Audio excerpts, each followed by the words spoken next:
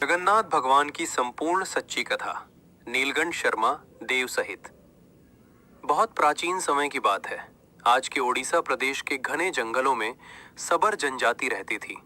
ये लोग भगवान विष्णु की उपासना नील माधव के नाम से करते थे। नील माधव कोई बनाई हुई मूर्ति नहीं थे, बल्कि स्वयं प्रकट देव माने जाते थे। सबर लोग सादगी से, बिना किसी आडंबर के, पूरे भाव से उनकी पूजा करते थे। उसी समय अवंती देश के प्रतापी राजा इंद्रद्युम्न को नील माधव भगवान की महिमा का ज्ञान हुआ। राजा के मन में गहरी इच्छा जगी कि वे स्वयं उन भगवान के दर्शन करें। उन्होंने अपने विद्वान ब्राह्मण विद्यापति को इस कार्य के लिए भेजा। विद्यापति ने सबर प्रमुख विश्वावसु की बेटी से विवाह किया और चतुराई से नील माधव तक पहुंचने का मार्ग जान लिया। उसने सरसों के बीज गिराकर रास्ते को चिन्हित किया। जब राजा इंद्रद्युम्न स्वयं दर्शन के लिए पहुंचे, तब तक भगवान नील माधव अंतर्धान हो चुके थे। ये राजा के लिए अत्यंत पीड़ादायक क्षण था।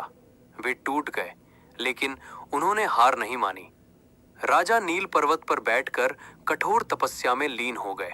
कई दिनों और वर्षों तक उन्होंने अन्न जल त्याग कर भगवान को पुकारा। राजा की भक्ति से प्रसन्न होकर भगवान ने आकाशवाणी की। भगवान ने कहा कि वे अब नील माधव रूप में नहीं, बल्कि दारू ब्रह्म के रूप में प्रकट होंगे। समुद्र से बहकर आने वाली दिव्य लकड़ी से उनका नया स्वरूप बनाया जाएगा। वही लकड़ी स्वयं भगवान होगी। कुछ समय बाद समुद्र तट पर एक दिव्य अद्भुत लकड़ी प्रकट हुई। उस लकड़ी की रक्षा और सेवा का दायित्व एक महान विष्णु भक्त को मिला, जिनका नाम था नीलकंठ शर्मा देव। नीलकंठ शर्मा देव अत्यंत पवित्र, तपस्वी और निष्कलंक ब्राह्मण थे। उन्होंने उस दारू ब्रह्म की रक्षा अपने प्राणों से की। कहा जाता है कि वे दिन रात भगवान का नाम जपते रहते थे और उसी लकड़ी में भगवान के साक्षात स्वरूप का दर्शन करते थे।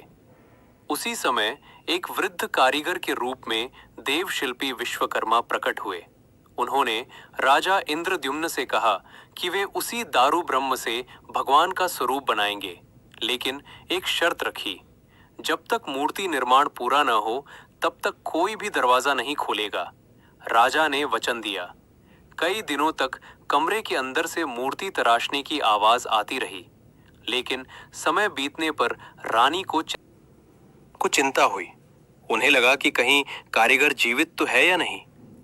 राजा का वचन टूट गया और दरवाजा खोल दिया गया। उसी क्षण विश्वकर्मा अंतर्धान हो गए। कमरे में 3 अधूरी मूर्तियां थीं, बिना हाथ, बिना पैर, बड़ी बड़ी गोल आंखों वाली। राजा इंद्रद्युम्न शोक में डूब गए।